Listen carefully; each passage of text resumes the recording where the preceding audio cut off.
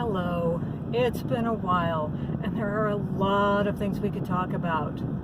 I'm going to try and limit it to at least just one topic because it would all get very overwhelming with more than that.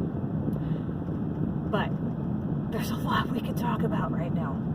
So many things are changing, so many things are ramping up, and I don't feel like anything is really dialing down. I think things are being substituted, shall we say. So the main thing that I am noticing is just how much of a push there is for everybody to get stuck. Get the stick. You know what I'm talking about. And I actually recorded a Facebook Live about a week ago talking about this and where this is kind of leading people. The main point is there's such a push, and the carrots and sticks that are being used aren't really effective because it's not getting to the root of why people are saying no. You have not addressed the main concerns that a lot of those people have. Let's just come right out and be honest about that.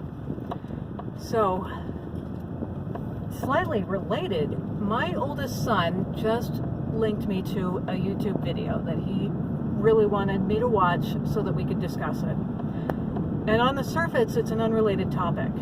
I'll link it, but it is an English professor talking about grading systems in schools and motivation of students, and why those two things are not really linked, and how we don't really understand human motivation, and we think we do, and that's a little bit of a dangerous position to be in.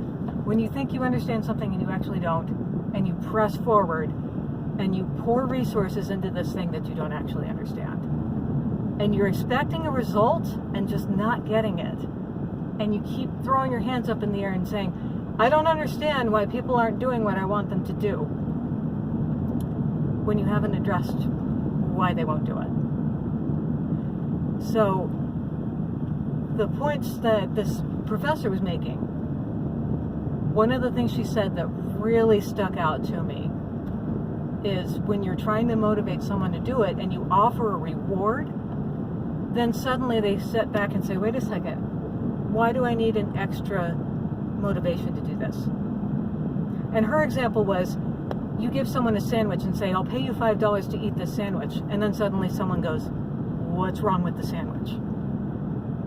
It looked like a perfectly nice sandwich before and I would have eaten it, but now you've attached a price tag to it. Why? What's going on? So here we have all kinds of motivational programs going on, and they're just not working. By the way, this professor, I don't think we would see eye to eye on a lot of other things, because at the very end of her video she says stay safe and stay warm, and here's my merch that says stay safe and stay warm.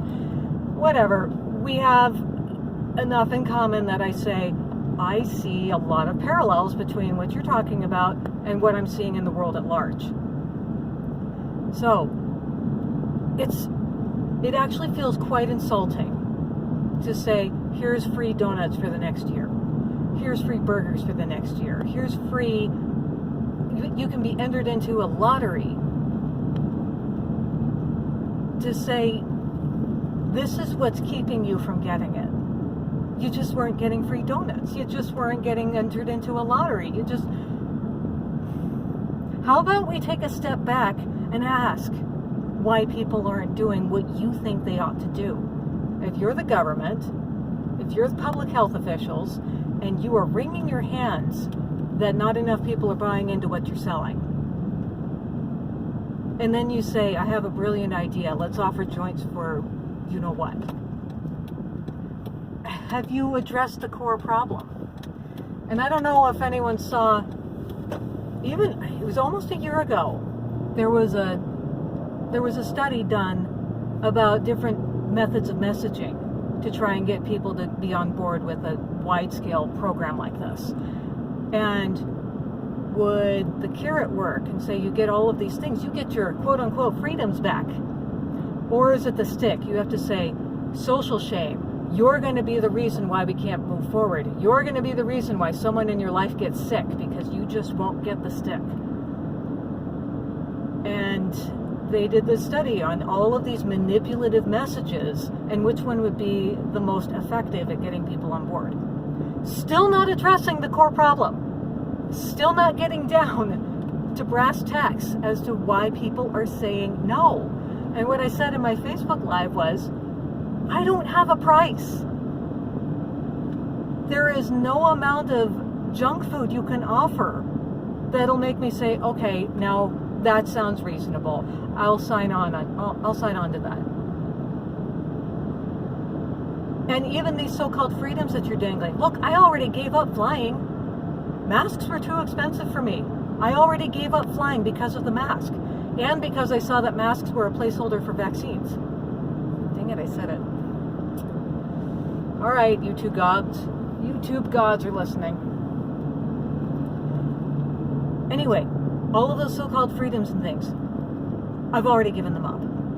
And if there's some venue that I would be locked out of, if there's some, or more insidious, if there's some small-scale social circle that I would be excluded from,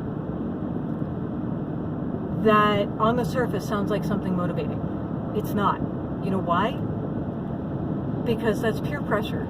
That's me saying, okay, I will permanently alter my body so that I can hang out with these people.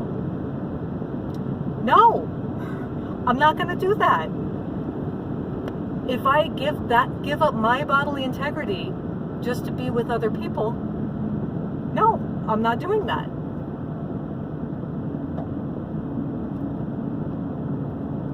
And there's mounting evidence that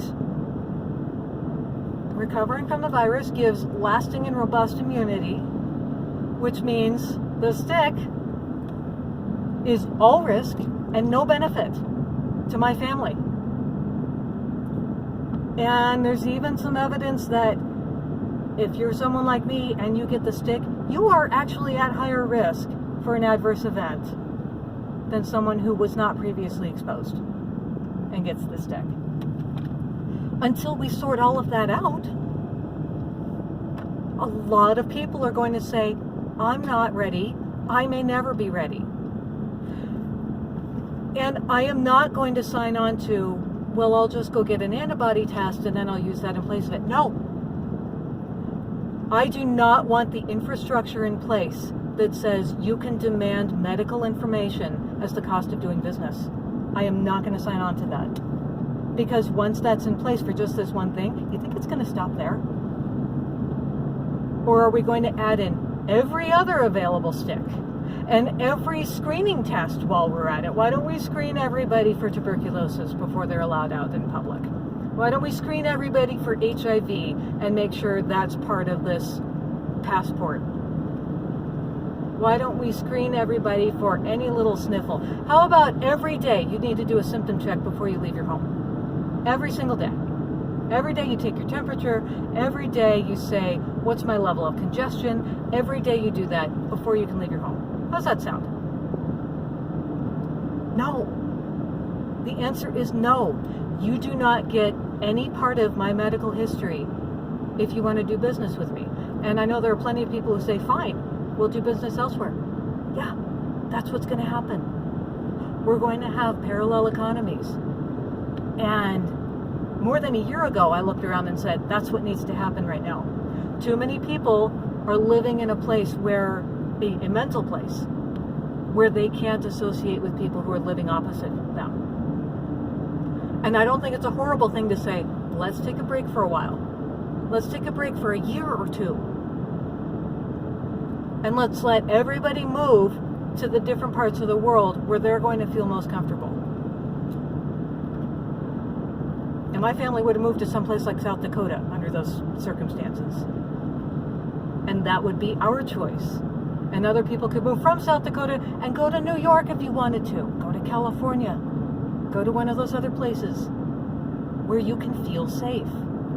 No hard feelings. But there is no price in the world that I'm willing to pay in order to sign on to something that I don't believe in. And I will fight for that, for myself and for my kids. It's not getting to the core of the problem. And the core of the problem for me is I have zero trust in public health officials right now. They have shown themselves to be capricious and arbitrary and untrustworthy and motivated by things other than the best interest of the people that they serve.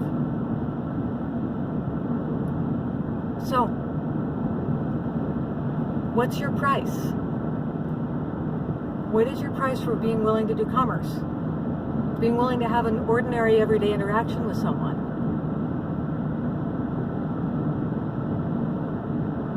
Now, I don't know how soon some of these things are really going to take effect.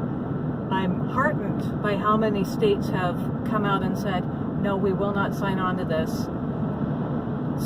There are different levels of it. Some of them are just in government facilities and for a government job, and others are nowhere. No private businesses are allowed to ask for your medical history. But people are going to hold on to it. And enough people are going to be willing to feed into that we're going to, it's going to take longer to separate these two economies. And the reason I say that, I watched this happen yesterday. I was in a store. I was in Kohl's, and the line to check out was very long and not moving quickly at all. The poor woman in front of me finally got to the front. She was wearing 2 masks and gloves, and she got up to the checker, and the checker said, "Would you like me to put on a mask?" And I think she said no. I couldn't hear her. I was standing far enough away. She was facing away, and she was totally muffled. The checker said, "Are you sure? I've got it right in my pocket." And I'm looking at this ever-growing line behind me and how slowly the line had been moving all along, and saying, you could have checked her out and moved on in the amount of time that it took to have this conversation. But I'm sure that they've been trained as employees. Make everybody feel comfortable. So you're going to pull a filthy rag out of your filthy pocket and put it on your face to make someone else feel comfortable? That's feeding into a delusion. Now, thankfully, this poor woman who thinks that 2 masks and gloves is what she needed to do, she did say no and just, move on and let's check out the merchandise and let the line keep moving. But when you as an employee are counseled to harm yourself in order to make other people feel comfortable, and I'm hearing enough other people saying, well, I'll do it if it makes someone else feel better. Again, that's a price I'm not willing to pay, because it's wrong. Making people feel safe at the expense of your own health, that's not a good bargain. I'm sorry. I am not willing to do that to feed your delusion. And it is a delusion that a filthy rag is going to protect anyone. So until we get to a place where we're willing to be honest, and you've seen enough of my videos to know I've been brutally honest on this. I'm not going to feed your delusion. I'm not going to harm myself to make you feel better. And I am not going to sign on to this massive biological experiment because you think it's what it takes for the whole world to move forward. I'm not doing that. You haven't shown that you've done all of the homework necessary to show that this is the right thing for every last human body on Earth. That work has not been done. And let's face it, it never will be done because enough people have bought in already that they don't have a need to do that. So, it'll be interesting to see where this goes as the summer progresses and as the rates keep going down. The rates of everything are going down. But I encourage everyone to live with integrity. Live true to your own values. And if you are compromising, just know what you're doing. Just know what you're getting into. What is the price that you're paying? In money, in resources, in physical and mental and spiritual resources, what is it? Nothing comes without a price. Okay. Best of luck out there, wherever you are and whatever the landscape looks like. It is ever changing. Have a good week.